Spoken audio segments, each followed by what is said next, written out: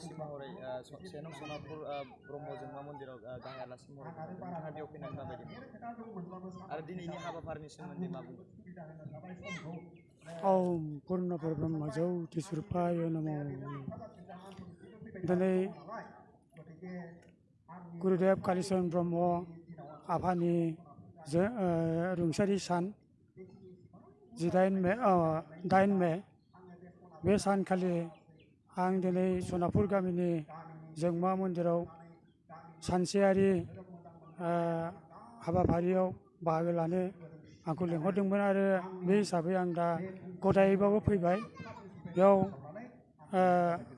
जोंनि गुरुदेव कालीचरण ब्रह्म आफाया मा मावलांदोंमोन, मा दोनलांदोंमोन, बर'खौ बेसेबां गोजौ थाखोआव लांनो नाजादोंमोन, बेफोरबायदि गासिबो मोजाङै बिसार आसार खालामनानै बुंनाय आरो उननि जिउ खुंगोन गथ'साफोरनि सायाव गोहोम खोख्लैनो थाखाय दिनै जों बे हाबाफारिखौ लानाय नुदों आरो गोजोननायबो मोनदों।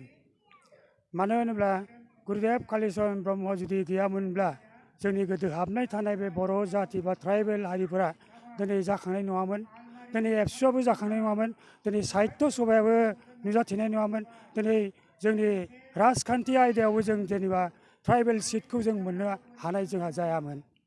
जों नुना मोनबाय जोंनि बर' साहित्य सभा जोनोम जानायनि गुदियावनो दंमोन जोंहा कालीचरण गुरुदेव आफा आरो जोंनि साहित्यखौ जाखांहोनायाव बिबार मुगानि दैदेनगिरियाबो जादोंमोन कालीचरण आफायानो। हाथरखि मुगानि दैदेनगिरियाबो बे कालीचरण गुरु आफायानोमोन। दा धर्म हिसाबै जों बाथौमोन गोदो।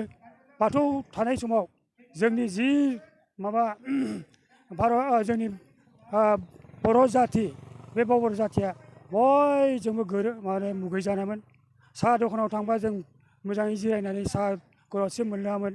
ओंखाम जानो थाङोब्ला दखानफ्राव हटेलफ्राव जोंखौ मुगैनानै दस्रा मोनसे लाइनाव फज'नानै जाहोयोमोन आरो जों जानाय जिब्ला बासन बर्तन बेखौबो जों सुनानै गारबोनो गोनां जायोमोन फैसा होनोब्ला जों इसेबां मुगैजानाय जातिखौ दिनै कालीचरण गुरुदेबा राजखान्थि आयदायै हक समाजखान्थि आयदायै हक सोलोंसालि बा थुनलाइ आफादखौ दैदेननायावनो हक 2023-24 सोलोंथाइ बोसोरनि थाखाय क'क्राझारनि दतमायाव थानाय सेन्ट फ्रान्सिस जेभियार एइचएस स्कुला नोंथांमोननो लानानै फैदों गोदान मुं थिसननाय। दतमानि बोरसिजरा गामियाव थानाय सेन्ट फ्रान्सिस जेभियार एइचएस स्कुलाव दायो आर्ट्स स्ट्रिमाव 11 थाखोनि थाखाय गोदान मुं थिसननाया सोलिगासिनो। बोसोरै फरायसाफोरा मोजां जौखोन्दो लानानै उथ्रिसारनो हानाय बायदिनो बे फरायसालियाव नोंथाङाबो गुनगोनां सोलोंथाइखौ लानो हागोन। लोगोसेयैनो बे फरायसालियाव सोलोंथाइनि मोजां थासारिखौ बिथा खालामनानै हौवासा आरो हिन्जावसानि थाखाय आलादा हस्टेलनि खाबुबो दं। गोसो गोनां बिजाथि एबा फरायसाफोरा आर्ट्स स्ट्रिमाव 11 थाखोनि थाखाय मुंखौ सेन्ट फ्रान्सिस जेभियार एइचएस स्कुलाव थिसननो हागोन।